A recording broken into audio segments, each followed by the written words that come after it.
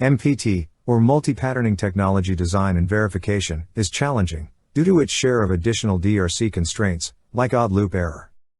Odd loop impacts cell placement and routing, ERC parasitic variations in timing analysis, DFM-related fill, lithographic checking, etc.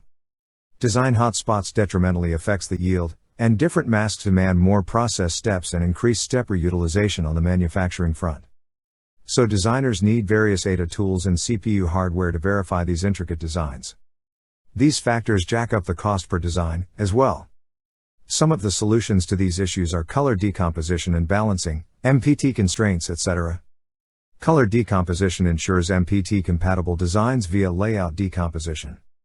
Before the tape-out stages, MPT-compatible designs can be decomposed into separate masks, without coloring conflicts. Using MPT rules as constraints for boundaries, placement, and routing will reduce the DRC numbers. Color balancing will ensure pattern density is balanced between the split masks. For manufacturing, MPT design shapes need to be separated into different masks. That process of color assignment is called decomposition. There are 3 types of flows in color decomposition. They are colorless flow, partially colored design flow, and fully colored design flow. In colorless flow, the designer does not assign colors. That is, the foundries do the decomposition at the manufacturing data preparation stage.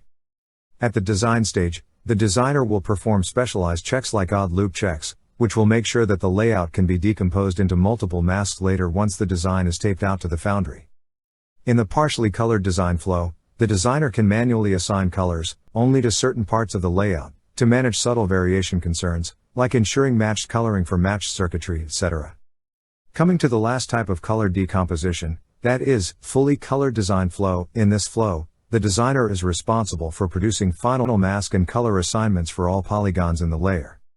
It is a complex process with the highest responsibility, where the designer should ensure the usage of correct layer map files.